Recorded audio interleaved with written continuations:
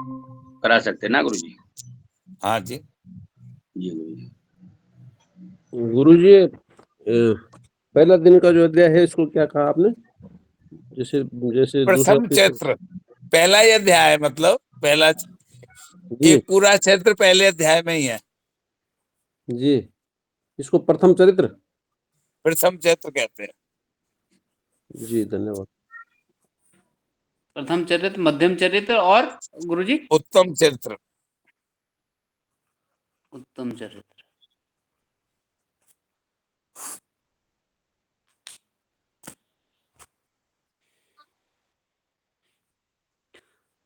गुरुजी हवन में तर्पण और मार्जन में भी ये पूछना है कि वो तो ठीक है, एक पात्र में थोड़ा सा जल लेकर कुशा से अग्नि पर तर्पयामी बोलते हुए छिड़के, लेकिन क्या बोलते हुए, क्या मंत्र बोले हैं गुरुजी उसमें?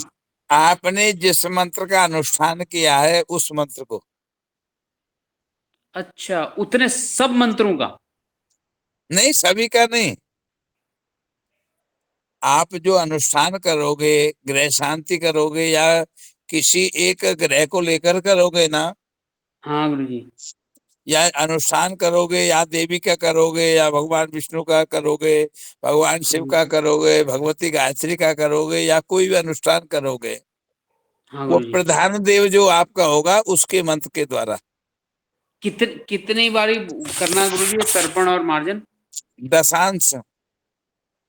अच्छा, ये भी दशांश जितना होगा? आपने जाप किया है उतने जाप का दशांश हवन, और जितना हवन किया है उसका 10वां हिस्सा तर्पण, और जितना तर्पण किया है उसका 10वां हिस्सा मार्जन। अच्छा,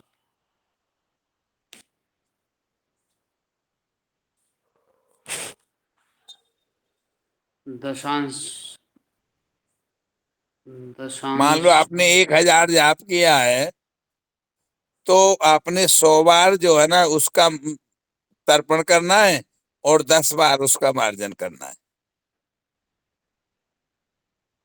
अच्छा, 100 बार तर्पण करना है और 10 बार मार्जन करना है। 1000 जाप के ऊपर। 1000।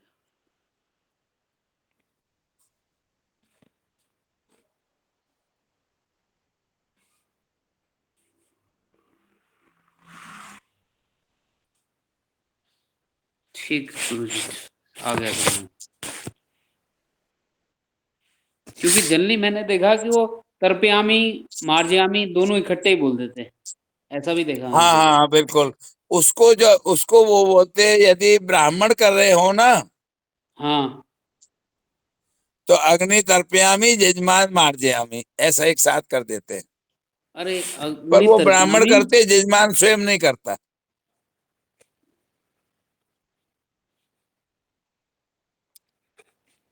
जजमान। जो नहीं, जजमान नहीं करता। इसमें आचार्य गण जो तर्पण करेंगे ना, वो इसको एक साथ करते हैं। गुरुजी आपने बोला अग्नि तर्पयामी और मार्जन यजमान में क्या बोला? मार्जयामी। हाँ जी, यजमान मार्जयामी। मार्जयामी। अच्छा।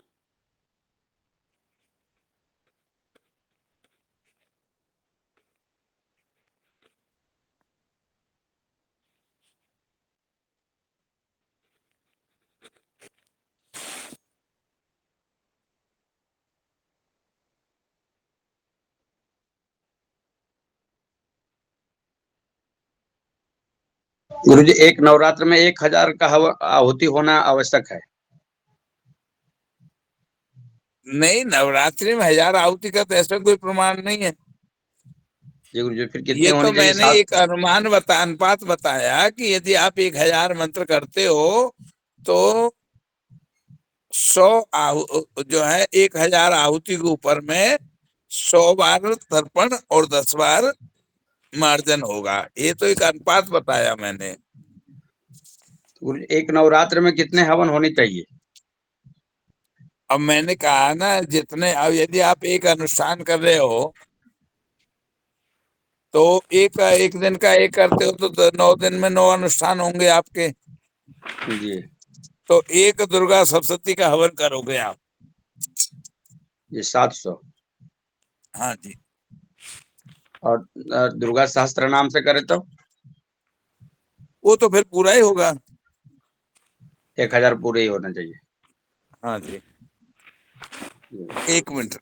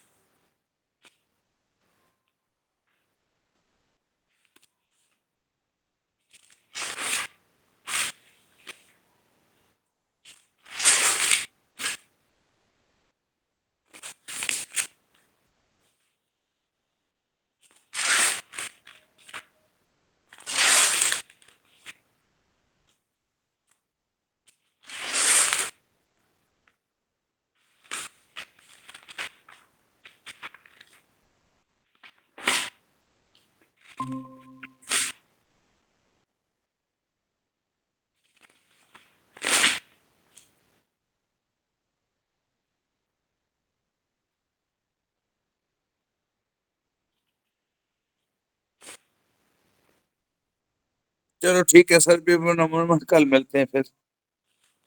ठीक है गुरुजी, प्रणाम। प्रणाम जी गुरु जी। प्रणाम प्रणाम। राधे राधे।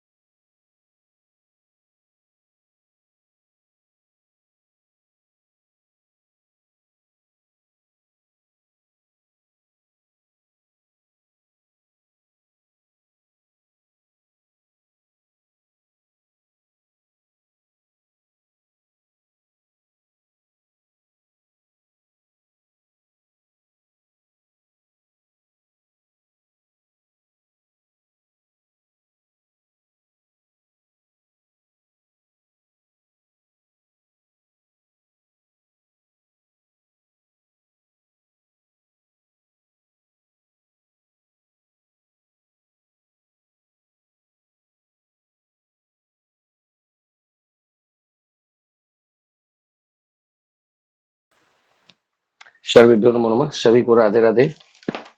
मंदिर को बैठा रोम अभी। जय श्री सीताराम गुरु जी, सादर प्रणाम। जी राधे राधे सभी को राधे राधे। बस एक बार प्रसन्न दीजिए मुझे। थोड़ा सा छोड़ दीजिए। समापन डालना।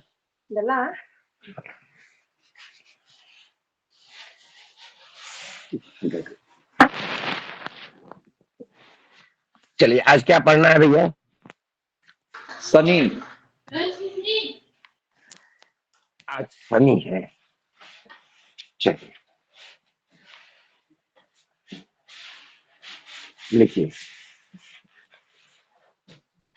शनि का रंग काला माना गया है। ठीक है, रख दो। शनि का रंग काला माना गया है।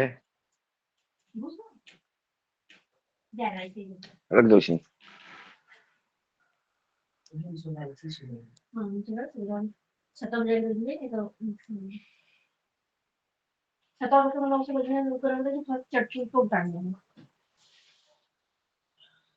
यह आयु का कारक ग्रह है।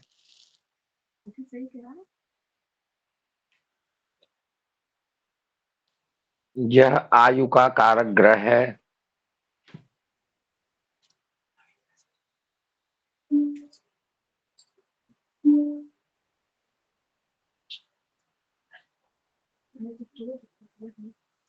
यदि लग्नेश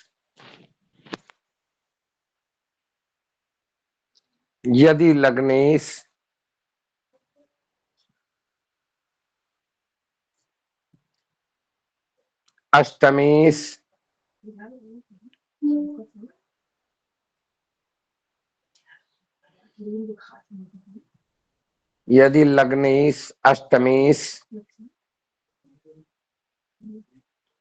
और शनि ये तीनों बलवान हो तो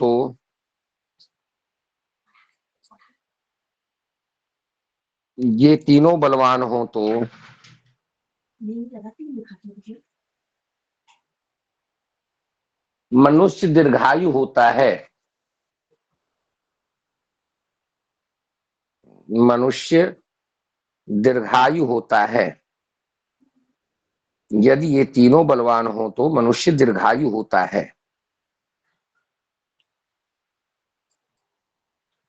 नेक्स्ट पॉइंट।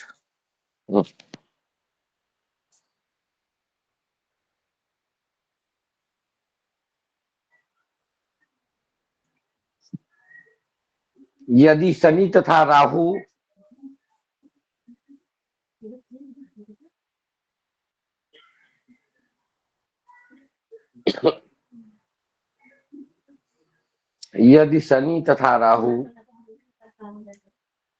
लग्न लग्नेश चंद्र लग्नेश ऐसा पानी लिया बेटा। सूर्य लग्नेश तथा द्वितीय पर प्रभाव डाले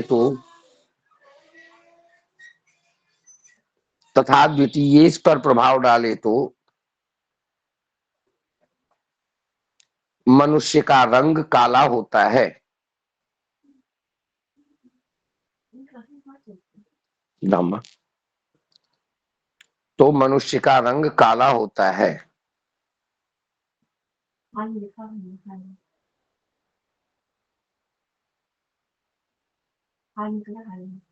तो मनुष्य का रंग काला होता है।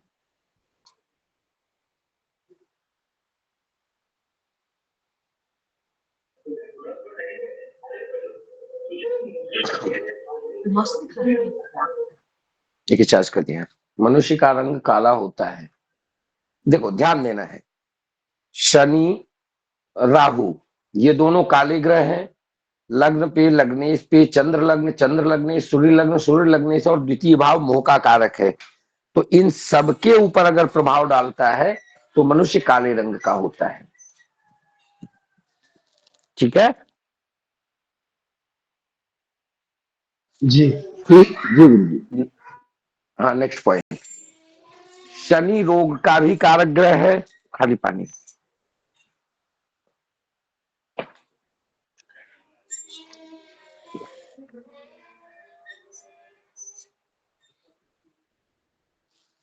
कृष्णा,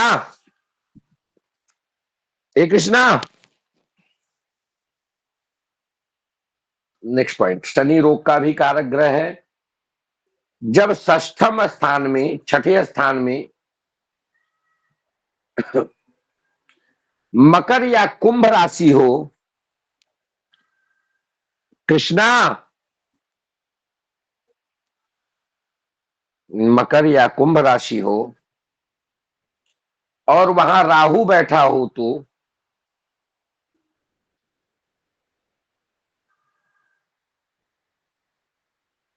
वहां राहु बैठा हो तो शनि में रोग देने की विशेष शक्ति आ जाती है, या रोग देने की विशेष शक्ति आ जाती है।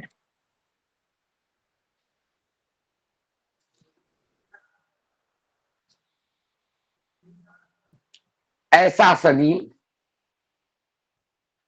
जिस भाव को देखेगा,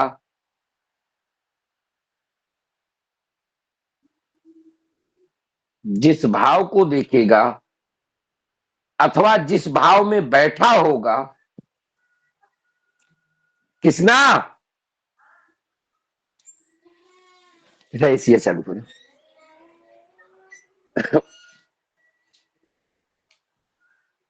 जिस भाव में बैठा होगा उसको रोग युक्त बना देगा। चार्ज में लगा दो उसको रोग युक्त बना देगा।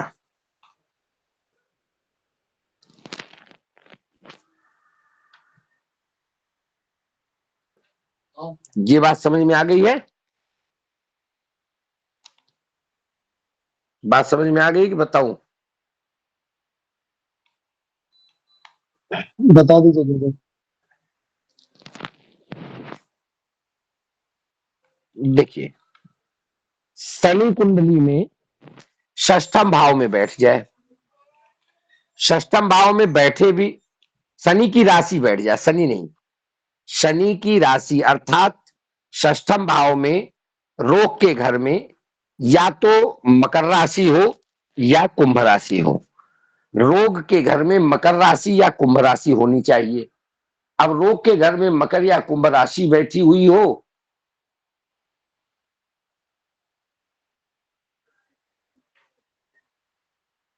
और शनि किसी भी भाव में बैठ गया, तो जिस भाव में बैठेगा, मतलब ये षष्ठेश हो, षष्ठेश होने का मतलब षष्ठम भाव में चाहे मकर राशि हो और चाहे कुंभ राशि हो, छठे घर में, और जब मकर या कुंभ राशि हो तो यह षष्ठेश हो जाएगा। अब ये रोगेश होकर के कुंडली में जिस भाव में बैठेगा, पहले तो उस भाव को रोग युक्त बना देगा, रोगी बना देगा, और जहां जहां ये दृष्टि डालेगा, जिस जिस भाव को देखेगा, उस भाव को यह रोगी बना देगा। जैसे षष्ठेश होकर के लग्न में बैठ गया, तब क्या करेगा? षष्ठेश होकर के लग्न में बैठेगा तो क्या करेगा? खुद को रोगी बना देगा।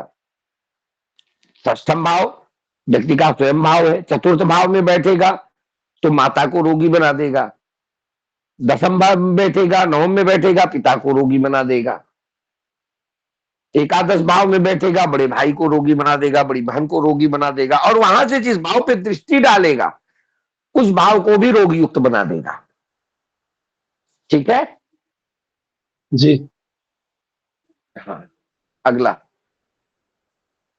शनि अंधेरा पसंद करता है क्योंकि शनि का रंग काला है। शनि अंधेरा पसंद करता है क्योंकि शनि का रंग काला है।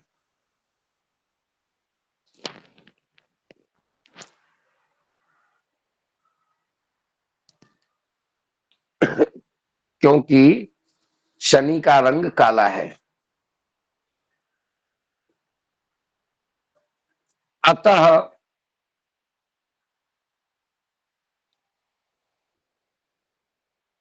अतः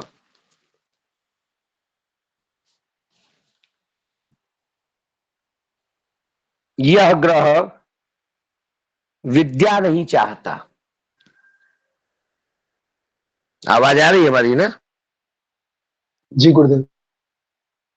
हाँ, अतः यह विद्या नहीं चाहता, पढ़ना लिखना नहीं चाहता, न पढ़ना लिखना चाहता है न पढ़ने देता है। इसकी दृष्टि द्वितीय भाव द्वितीयेश, पंचम भाव पंचमेश,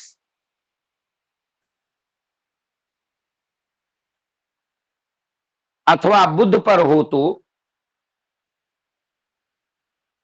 अथवा बुद्ध पर हो तो अल्प विद्या अथवा विघ्न युक्त विद्या कहनी चाहिए। विघ्न युक्त विद्या कहनी चाहिए।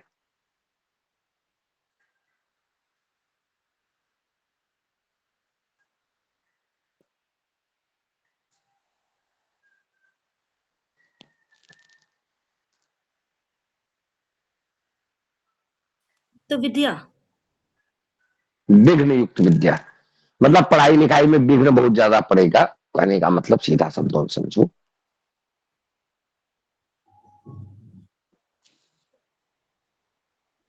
अगला पॉइंट,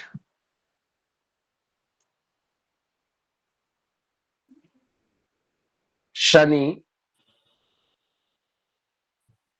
स्नायु तंत्र का प्रतिनिधि ग्रह है।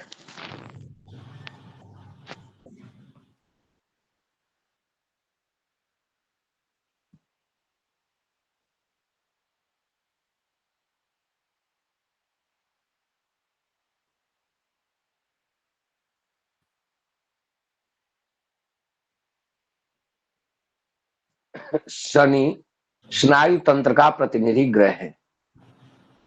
यह यदि एकादश स्थान में स्थित हो, शनि यदि एकादश स्थान में स्थित हो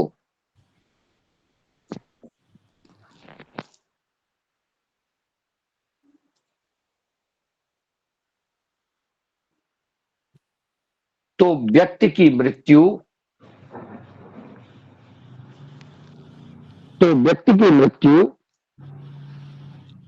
सन्निपात रोग पैरालाइसिस के कारण होती है। पैरालाइसिस के कारण होती है। ऐसा क्यों होता है? क्योंकि षष्ठम रोग का कारक, षष्ठम से षष्ठम एकादश रोग का कारक हो गया, और रोग का कारक होने के कारण और इसका प्रभाव जो है, जब आप एकादश में ये बैठेगा तो इसका प्रभाव लग्न पे और अष्टम भाव पे जाकर के दोनों भावों पे पड़ेगा। लग्न और अष्टम दोनों भाव पे पड़ेगा, जिसके कारण मृत्यु का कारण पता चलता है। और मृत्यु का कारण पैरालाइसिस, स्नायुओं से विकार, नाड़ियों से विकार के कारण इसका जो है वह मृत्यु का कारक बनेगा।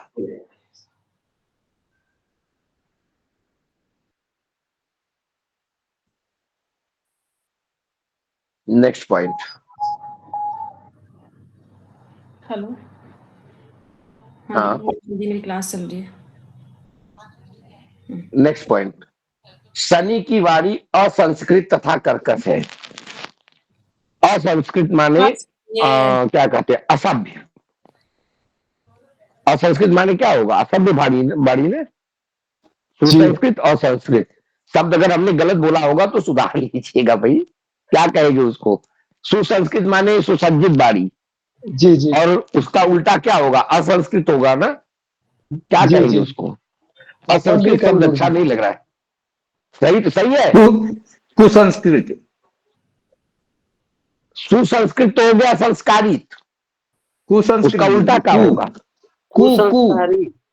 कुसंस्कारी, कुसंस्कृत। नहीं सर, अमर्यादित, अमर्यादित अथवा अभद्र भाषा ये कह सकते हैं। जो भी कर सकते हैं वो लिख लो। सुसंस्कृत माने सुंदर, असंस्कृत माने असभ्य। आप लोगों को समझना है, जैसे समझ लो, जो लिख लो। कुसंस्कृत असंस्कृत जो लिखना हो लिख लो। अब उसका विलोम क्या होगा दिमाग में नहीं चढ़ रहा है। हमको असंस्कृत समझ में आया, हमने कर दिया। मतलब ये समझ लो कि संस्कार युक्त बहुत बढ़िया वाणी नहीं निकलेगी उसकी, जी तथा आगे। कर्कश है, असंस्कृत तथा कर्कश है। क्योंकि शनि मृत्यु का कारक ग्रह है। ये पॉइंट अंडरलाइन कर लेना, हमेशा जरूरत पड़ेगी। क्योंकि शनि मृत्यु का कारक ग्रह है, अतः जिस भाव में इसकी मकर राशि पड़ जाए, जिस भाव में इसकी मकर राशि पड़ जाए,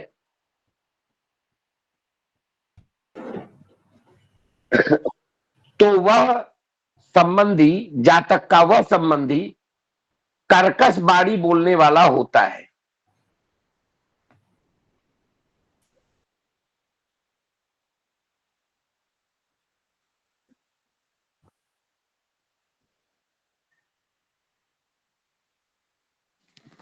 अब जैसे देख लो, कोई राशि उठा करके देख लो, ये मान लो पंचम भाव में इसकी मकर राशि चतुर्थ भाव में पड़ गई, तो माता की बाणी कर्कश होगी।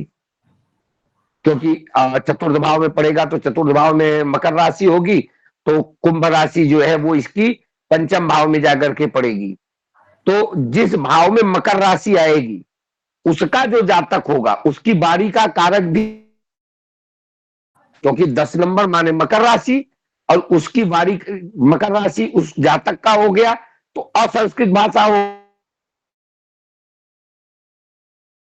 चतुर्थ भाव है, तो माता की बारी का स्थान कौन सा होगा? उसका अगला वाला पंचम भाव माता की बारी का होगा। तो माता की बारी इसके अनुसार होगी, माता कर्कशा स्वभाव की हो जाएगी।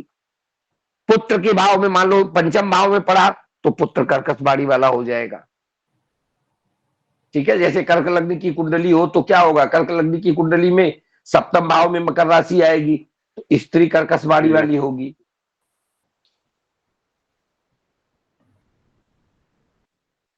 ऐसा इसलिए होता है क्योंकि प्रत्येक अवस्था में द्वितीय बाड़ी का द्योतक ग्रह है, और जिस भी भाव में बैठेगा उसका द्वितीय शनि ही होगा। तो शनि, जैसे हमारी बाड़ी कैसी है? हमारी बाड़ी आपको कैसी लगती है? असंस्कृत लगती है कि सुसंस्कृत लगती है? जो भी लगती है, तो क्या हुआ? अरे हमारी पर्सनल, हमारी माने हमारी नहीं, हमारी माने हम सब की, हम जितने लोग यहाँ हैं हम सब की। तो हम सबकी वाणी जो भी है, हमारा जो लग्न है वो तो हम हो गए, और हमारा जो द्वितीय भाव हो गया, जो हमारा द्वितीय हो गया, वह हमारी वाणी का कारक हो गया।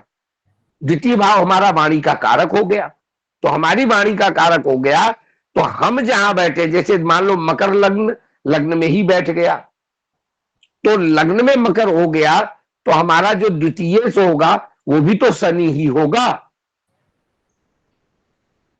तो हमारी वाणी शनि के अनुसार हो जाएगी, तो हमारी वाणी कर्कश हो जाएगी। हो सकता है हम प्रेम से बोले, मीठा बोले, अच्छा बोले, वो अलग की विषय वस्तु है, पर जब क्रोध में आएंगे, जब कोई ऐसी बात होगी, तो ऐसी बात बोलेंगे कि या तो आप रुकोगे या तो घर छोड़ के भागोगे। वही असंस्कृत भाषी, अमर्यादित भाषा। नहीं गुरुदेव, उसमें अन्य शुभ ग्रहों की मान लीजिए द्वितीय पे या दूसरे भाव पे है, तो हाँ बिल्कुल उसका प्रभाव पड़ेगा। यहाँ पे वाणी पे एक चीज याद रख लो कि अगर ऐसी स्थिति होती है, यदि शनि पर शुभ दृष्टि का प्रभाव हो, तो वाणी में थोड़ा सा संस्कार आ जाता है, जैसे ग्रह का प्रभाव। और पापक ग्रह का प्रभाव होगा तो क्या होगा? केवल पापक ग्रह का प्रभाव होगा, तब क्या होगा? गाली गलौज अभद्र ये हो सकता है, आदमी उस पर उतारू हो जाए। हाँ सुंदर, समझ रहे हैं। चलिए आगे लिखिए, नेक्स्ट पॉइंट। शनि यदि मकर अथवा कुंभ लग्न का स्वामी होकर, शनि यदि मकर अथवा कुंभ लग्न का स्वामी होकर कुंडली में पीड़ित हो, तो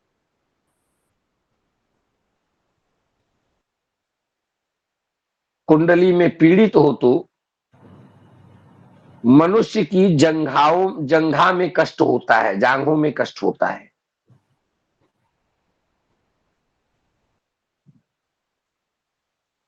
ऐसा इसलिए होता है क्योंकि शनि 10 और 11 नंबर के अंगों का हमने बताया था ना सभी का, तो 10 और 11 नंबर मकर का और कुंभ दोनों का होगा और दोनों जंघाओं के प्रतिनिधित्व करते हैं, इसलिए जंघा में विशेष कष्ट होता है। अगर मकर अथवा कुंभ लग्न की कुंडली होगी तो ये जो है वो जंघा का प्रतिनिधित्व करेगा और जंघा में रोग होगा। Next point. कमर से नीचे वाले भाग में गुरुदेव और घुटने तक। हाँ हाँ हाँ हाँ हाँ। Next point. शनि, सूर्य, राहु, शनि सूर्य राहु ये तीनों क्या है? पृथकताजन्य ग्रह है। और राहु अधिष्ठित राशि का स्वामी, राहु जिस भाव में बैठा उसका स्वामी। लिखो, शनि सूर्य राहु तथा राहु अधिष्ठित राशि का स्वामी तथा द्वादशेश 12वें घर का स्वामी।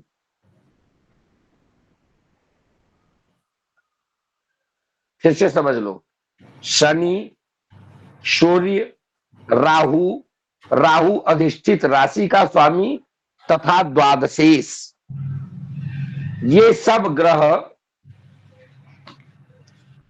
अपने में पृथकताजनक प्रभाव रखते हैं।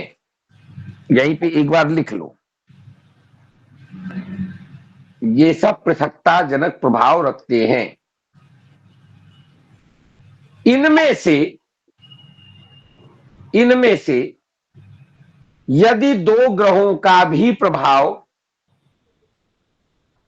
इनमें से यदि दो ग्रहों का भी प्रभाव, एक ग्रह का पड़ेगा तो 50%, दो का पड़ेगा तो 100%। दो ग्रहों का प्रभाव किसी प्रतिनिधित्व रखने वाले अंगों पर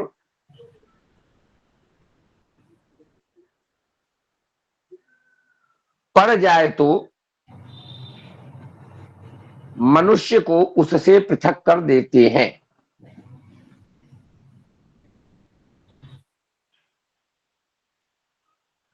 जैसे लग्न इस पर प्रभाव पड़ा तो क्या करेगा? स्वास्थ्य का नाश करेगा, स्वास्थ्य को पृथक करेगा। स्वास्थ्य का सप्तम भाव सप्तमेश पर पड़ेगा, शुक्र पर पड़ेगा क्योंकि उसका कारक शुक्र है। तो स्त्री की कुंडली में गुरु पर प्रभाव पड़ रहा हो तो पति पत्नी में विद्योग कराएगा। द्वितीय भाव और उसके स्वामी पर होगा तो परिवार से कराएगा। चतुर्थ भाव पर होगा तो माता से कराएगा। हाँ, जन्मभूमि छोड़नी पड़ सकती है। दशम दशमेश पर सूर्य का प्रभाव होगा तो राज्य छोड़ना पड़ सकता है। समझ में आ रही बात ना? जी गुरुदेव। गुरुदेव यहाँ जैसे शनि सूर्य और राहु आपने कहा पृथकता जन्य है, तो क्या केतु का नहीं असर पड़ता क्या इस पे? केतु को पृथकता जन्य ग्रह नहीं कहा। जी, मान लीजिए दृष्टि ठीक है, उधर पड़े तो उसका प्रभाव नहीं पड़ेगा? प्रभाव पड़ता है, देता है। पर केतु को, राहु सदृश केतु को समझना चाहिए। यहां हमारे शास्त्रकार कहते हैं कुजवत शनिवत केतु कुजवत राहु। ठीक है, माने मंगल के समान व्यवहार करता है केतु और शनि के समान व्यवहार करता है राहु। तो जो शनि के समान व्यवहार करता है वो तो पृथकता जन्य हो गया, मंगल का नाम इसमें नहीं लिया है। तो कुजवत केतु मतलब मंगल के समान फल देने वाला केतु है, इसलिए केतु को पृथकता जन्य ग्रह की श्रेणी में नहीं रखा गया। कुछ विद्वान रखते हैं पर मैं नहीं रखता।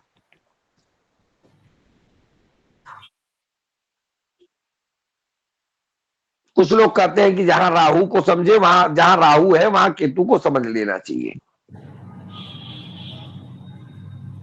पर मैं नहीं रखता इसको। आगे लिखो, नेक्स्ट पॉइंट। शनि की गति बहुत धीमी है। शनि की गति बहुत धीमी है।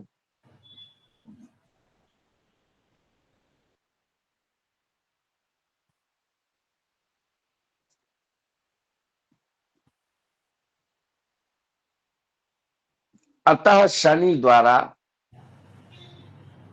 स्वयं कार्य में विलंब होता है।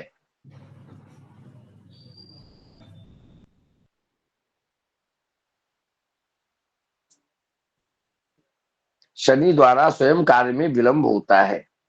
यही कारण है कि प्रायः जिन व्यक्ति का सप्तमे शनि होता है,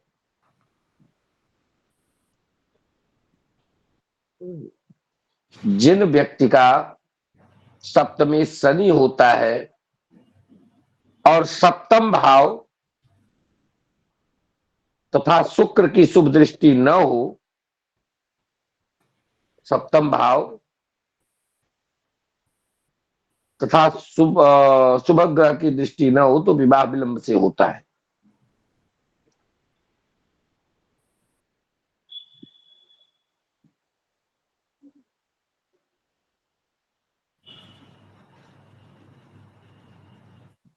नेक्स्ट पॉइंट, शनि प्रायः स्त्री ग्रह होने का फल देता है तो नपुंसक। देखो यहां एक चीज याद रख लेना, एक चीज आप लोगों को कंफ्यूजन करेगा, तो एक चीज याद रखना, शनि भी नपुंसक है और बुध भी नपुंसक है। दोनों में एक अंतर है, बुध पुरुषवत नपुंसक है और शनि स्त्रीवत नपुंसक है। ठीक है,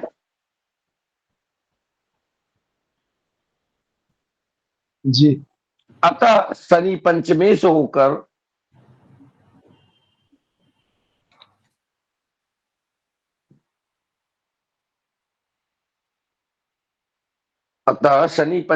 होकर बलवान हो तो यहां लड़कियां अधिक होती हैं।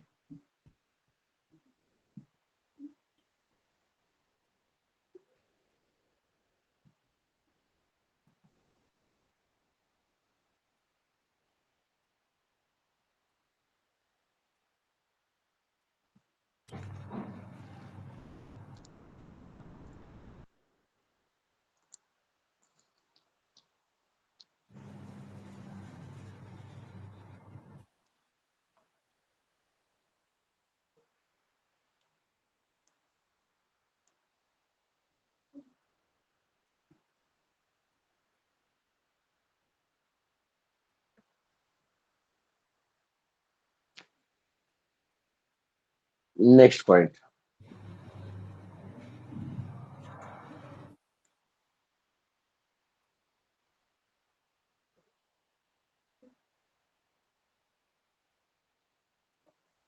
शनि के पृथकता जन्य प्रवृत्ति का एक फल यह भी है, शनि के पृथकता जन्य प्रवृत्ति का एक फल यह भी है कि शनि चंद्रमा पर जब दृष्टि द्वारा प्रभाव डालता है, शनि चंद्रमा पर जब दृष्टि द्वारा प्रभाव डालता है तो मन को वैराग्यमय बना देता है, वैरागी बना देता है।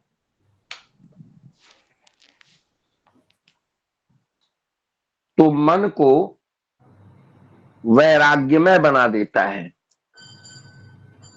सांसारिक विषयों से विरक्त कर देता है।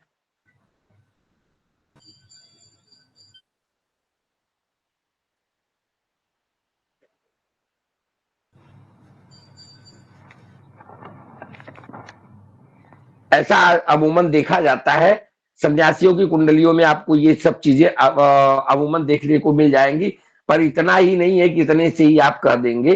संन्यास प्रवृत्ति के लिए द्वितीय भाव पर भी पृथकता जन्य ग्रहों के प्रभाव में हो, चतुर्थ भाव और द्वादश भाव, ये तीनों भाव पृथकता जन्य ग्रहों के प्रभाव में हो। चतुर्थ भाव, द्वितीय भाव क्यों हो? क्योंकि विरक्त तब होगा जब कुटुंब से वैराग्य होगा, मकान, जमीन, जायदाद इत्यादि से वैराग्य होगा, भोग सामग्री से वैराग्य होगा, तब व्यक्ति पूर्ण वैरागी बनेगा। नहीं तो आजकल वाले बैरागी बनेंगे जो आजकल बैरागी हैं। एक मिनट बस चालू रखिए।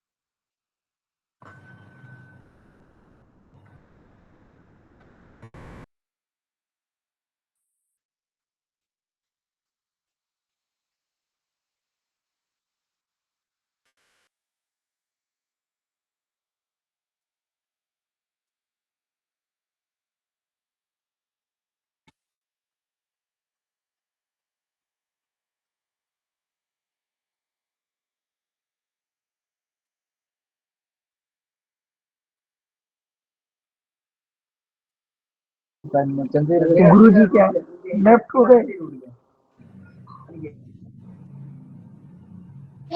आ रहे हैं, धीरज रखिए।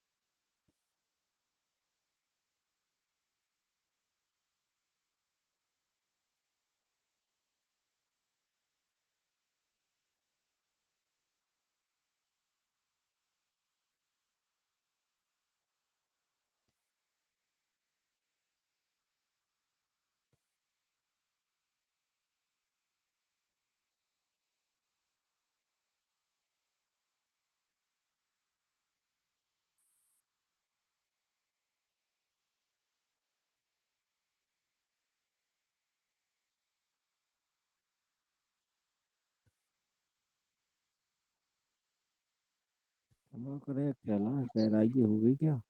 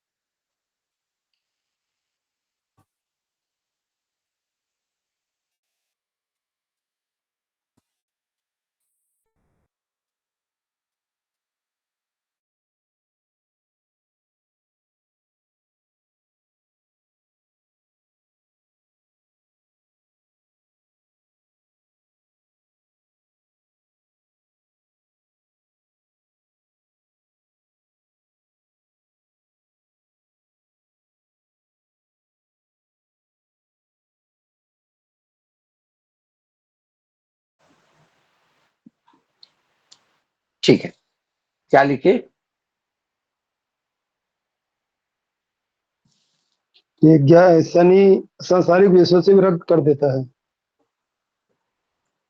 हाँ, बस अब वो बता दिया हमने ना कि लेकिन द्वितीय भाव पे, चतुर्थ भाव पे, द्वादश भाव पे भी पृथकताजन्य ग्रहों का प्रभाव हो, और यह प्रभाव अगर लग्न लग्नेश, चंद्र चंद्र लग्नेश, सूर्य सूर्य लग्नेश इत्यादि पर भी पड़ रहा हो तो निश्चित विरक्त होता है, इसमें कोई संभव नहीं है। यही योग बनता हुआ मिल जाए तो वो एकदम पूर्ण विरक्त होते हैं, सब सांसारिक मोह माया से विरक्त।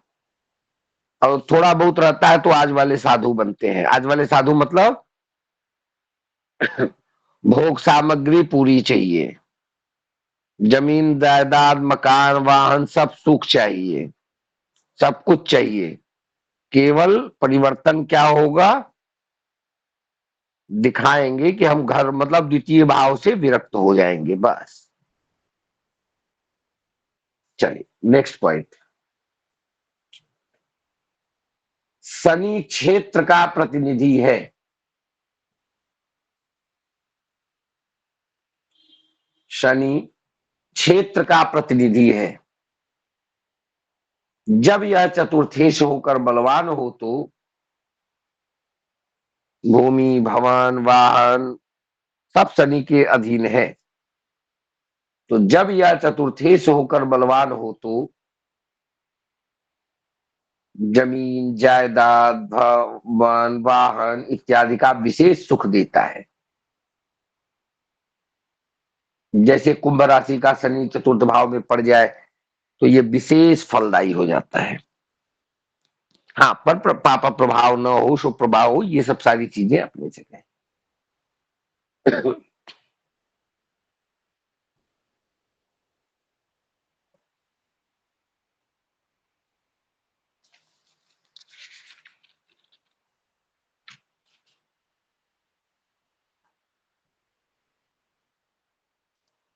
Next point.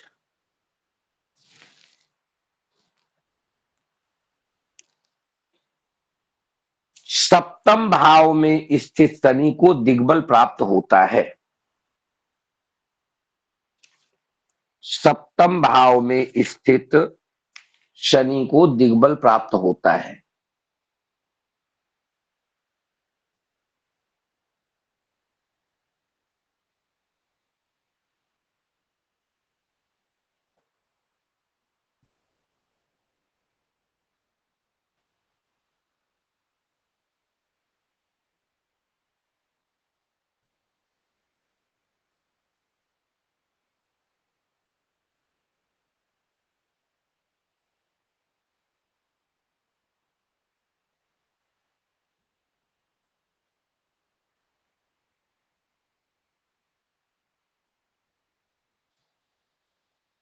हो गया?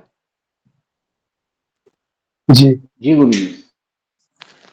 हाँ, देखिए, पृथकता का सिद्धांत हर जगह लागू होता है। ये जो पृथकता जन्य हमने बताया ना, इसका सिद्धांत ऐसा नहीं है कि केवल परिवार से पृथक हो जाना और ये हो जाना यहीं पे है, नहीं, हर जगह लागू होता है। जैसे रोग के संदर्भ में ले लीजिए, रोग के विषय में ले लीजिए, क्या होगा? रोग के संदर्भ में पृथकता जन्य ग्रहों का प्रभाव होगा छठे भाव, और छठे भाव के स्वामी पर रोगेश कौन होगा कुंडली में? रोग भाव कौन सा है? छठा भाव। छठा छठा भाव। भाव। और छठे भाव का स्वामी जो होगा, इस पर प्रभाव पड़ रहा हो तो क्या होगा? काल पुरुष के अंग में छठा भाव कौन सा बताया था हमने?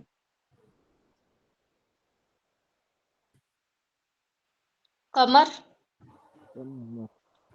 अतड़िया, कमर अतड़ी, यही से बताया था ना, आंत कमर। अतड़िया कौन सा भाग बताया था?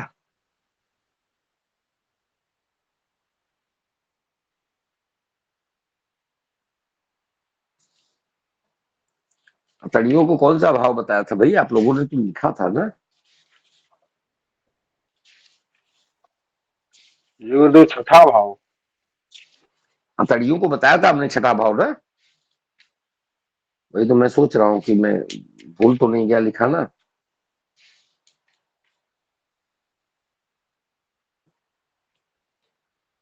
छठा भाव शरीर के अंग में अतड़ियों का भाव है।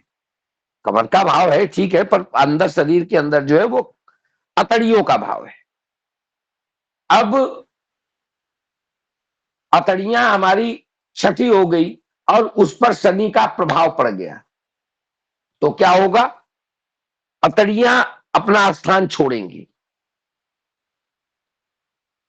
अतड़ियों को स्थान छोड़ने का मतलब क्या हुआ?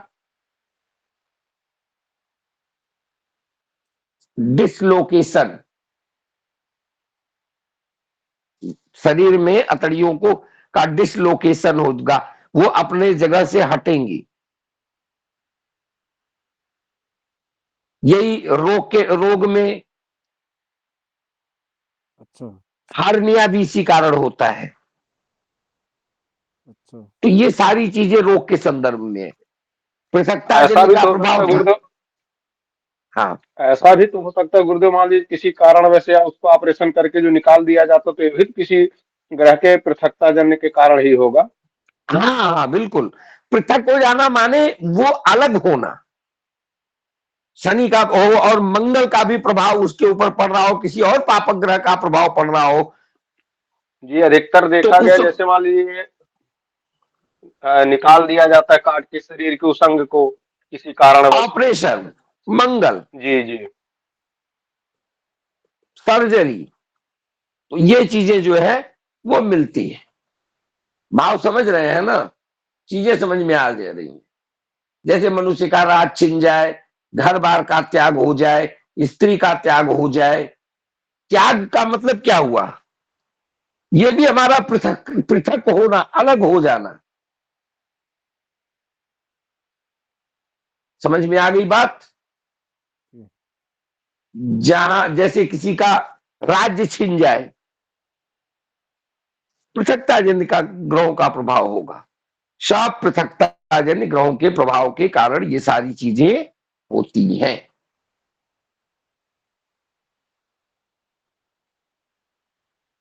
परंतु इस स्थान में शनि मंगल पूर्व ग्रह शुभ फल भी देते हैं गुरुदेव। क्या हुआ? ऐसे स्थानों में क्रूर ग्रह भी शुभ फल देंगे। शनि राहु। क्रूर ग्रह वो फल देंगे तो वो दूसरा विषय होगा, फिर वो बताएंगे। अभी हम तो पृथकता जन्य की बात कर रहे हैं भैया। हमको समझाने का मतलब क्या है पृथकता बात को। अब क्या फल देंगे, अभी तो आप गहराई में मत डूबिए।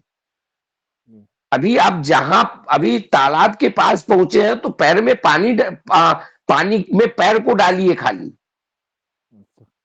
तैरना बाकी है। अभी अंदर जाएंगे, तैरेंगे तो बहुत चीजें इसी में आप ही खुद आगे पीछे करने लगेंगे। अभी पानी में पैर डालिए, हो सकता है आप जानते हो, बहुत सारी चीजें को जानते हो, पर सब नहीं जानते ना। तो सबकी भाव जो है वो, लेकिन ये प्रभाव पड़ता है, पृथकता जन्य प्रभाव पड़ता है। तो जो पृथकता जन्य प्रभाव पड़ता है उसको इन्हें समझने। अभी फल कथन तो बहुत लंबी चीज है ना, अभी क्या क्या चीजें आएंगी। अभी जब फल कथन करेंगे तो बहुत सारी चीजें आएंगी। अब हमारे पास क्या क्या बचे? राहु और केतु। कल ये पूरे हो जाएंगे, कल राहु और केतु पूरा हो जाएगा। ठीक है,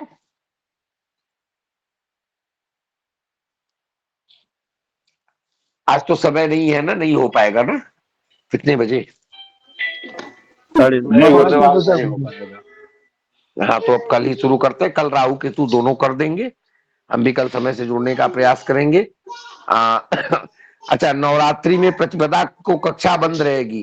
प्रतिपदा के बाद क्या आप लोग कक्षा चालू रखना चाहेंगे कि नवरात्रि में विश्राम करेंगे? गुरुजी नवरात्रि में अवकाश मिल जाता तो ठीक रहता, क्योंकि थोड़ा व्यस्तता रहती है कर्मकांड लाइन में। हम समझ रहे हैं। जी चलिए, गुरुजी।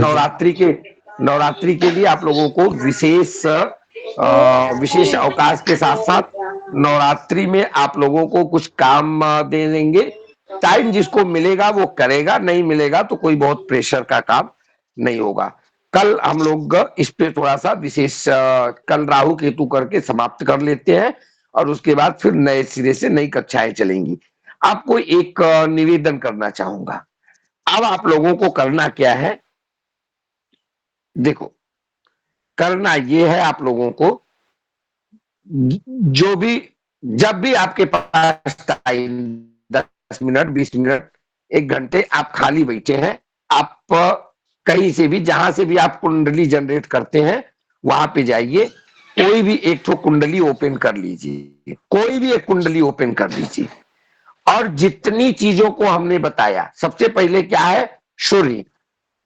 पहले तो आप राशियों को देखिए, कौन सी राशि लग्न में बैठी है, लग्न में और कौन कौन से ग्रह बैठे हैं, कहाँ कौन सा ग्रह है, सरसरी तौर पे देख लीजिए। अब पहला ग्रह आपका सूर्य है, आप इसमें देखिए सूर्य किस स्थिति में बैठा हुआ है, सूर्य कहाँ बैठा हुआ है, सूर्य के साथ में कौन सा ग्रह बैठा हुआ है, कितने ग्रहों की कहां कहां युतियां बन रही हैं, कितने ग्रह कहां बैठे हैं, और सूर्य को हमने जो पॉइंट वाइज नोट कराए हैं उसमें देखो कि इसमें क्या कोई योग बन रहा है इस कुंडली में क्या। फिर चंद्रमा को देखो, पृथक पृथक देखो, अभी मिक्सअप नहीं करना है, फल कथन मिलाना नहीं है, अभी पृथक पृथक देखो, अलग अलग देखो। चंद्रमा कहाँ बैठा है, तो चंद्रमा इस जातक को क्या क्या फल देगा, जो हमने अभी सरसरी तौर पे बताया। अभी तो बहुत होगा, अभी फिर भावों में चलेंगे तो अब ये बढ़ता जाएगा, पर अब जिज्ञासाएं बढ़ रही होंगी, तो जिज्ञासाएं बढ़ रही है तो एक एक को देखो। मंगल कहाँ बैठा है, तो मंगल के बारे में जो बताया गया उसमें कितनी चीजें यहां मिल रही हैं, बुध को, फिर शुक्र को, फिर शनि को, कल राहु केतु हो जाएगा तो राहु केतु को, सबको मिला करके फिर इस जातक के बारे में आपको क्या स्पष्टीकरण हो रहा है। फिर हम लोग एक एक भावों को पढ़ेंगे जब, तो पहले दिन पहला भाव 1-2 दिन चलेगा, फिर दूसरा भाव चलेगा, फिर तीसरा भाव चलेगा, तो उसको हम बृहद पढ़ेंगे। अभी एक बार आप लोग ग्रहों को सरसरी तौर पे देखिए कि कौन सा ग्रह कहाँ बैठा है, और जितना हमने नोट करा इसमें कितनी चीजें इसमें सटीक मिल रही हैं। तो जो चीजें मिल रही हैं उस जातक के बारे में क्या, क्योंकि वो आपके चिर परिचित की कुंडली होगी, तो उसके स्वभाव से उसका मेलन करिए। अब आप लोग इतना काम धीरे धीरे शुरू करिए, ये आपको करना है, ये हमारे पास कोई दवाई नहीं है कि घोल के पिला दूं। जो बताना है वो मैं बता रहा हूं, समझाना है मैं समझा रहा हूं, पर आपको करना क्या है, आपको यही करना है कि आपको इन चीजों को मिक्सअप करना है, देखना है एक एक चीजों को, ठीक है। जी जी गुरुदेव। गुरुदेव, इसका मतलब अब अभ्यास शुरू किया जाए। हाँ, अब जितना बताया जा रहा है उसको कुंडली पे अब फोकस करना है। अब पॉइंट टू पॉइंट जितना बताए उतने को आप जब आप कुंडली में देखना शुरू करेंगे तो चीजें कम अभी देखनी होगी ना। जैसे अभी सूर्य, अभी आपको नवग्रह हमने पढ़ा दिया, तो क्या क्या बेसिक चीजें इसमें मिल रही हैं पहले उसको देखो। इसके बारे में कुछ एक कुंडली, कम से कम एक एक करके 5 कुंडलियां आपको रखनी है सामने, और 5 कुंडलियों पे आपको ये करना है, एक कुंडली एक दिन, दूसरी दूसरे दिन, तीसरी तीसरे दिन, चौथी चौथे दिन, जितना आपने अभी तक पढ़ा उसको यहां पे आप अप्लाई करो। फिर जब भावों को पढ़ेंगे तो पहला भाव पढ़ेंगे तो उस दिन केवल पहले भाव को देखोगे उस कुंडली में, फिर नेक्स्ट डे द्वितीय भाव को देखोगे कुंडली में, तीसरे दिन तृतीय भाव को देखोगे। ऐसे 12 दिन में हम 12 भावों को देखेंगे इत्मीनान से, 1 दिन 2 दिन जो भी कक्षा चलेगी। फिर उसके बारे में फिर देखो फल कथन कितना सुधरता है। अब ये आपके प्रैक्टिस पे डिपेंड करता है। फिर हम जब लास्ट में चलेंगे तो सबको मिला करके फिर कुंडली का फल कथन करेंगे। यही बस इतना समझ में आ गया तो कुंडली देखना प्रारंभ हो गया। और छिपाना नहीं है, बोलना है, जो मिले वो बोलो, ठीक है। जी गुरुदेव। जी गुरुदेव। चलिए ठीक है, सर्वेभ्यो नमो नमः, सभी को राधे राधे। जी गुरुदेव, प्रणाम। राधे सर्वेभ्यो राधे नमः। गुरुजी। गुरुजी के जाने से पहले ही सब लेफ्ट हो जाते हैं भाई। नहीं नहीं, अभी हैं। नहीं, काफी लोग लेफ्ट हो गए हैं गुरुजी के जाने से पहले। होगा, कुछ विशेष उन लोगों को हो सकता है काम हो। नहीं ठीक है, लेकिन फिर भी गुरुजी को लगेगा ना यार कि हम जो गए नहीं है, सब लेफ्ट हो जाते हैं विद्यार्थी लोग। थोड़ा सा दिमाग में जाता है। ये बात तो सही है, कम से कम कि भाई हाँ बने रहना चाहिए गुरु जी भाई जाने के बाद यही है। हाँ, उनका समय अमूल्य है, जो हमको हमारे लिए समय निकालते हैं, तो हमको तो उनके लिए कम से कम रुके रहना चाहिए उनके जाते तक। ठीक है भैया, राधे राधे। राधे राधे।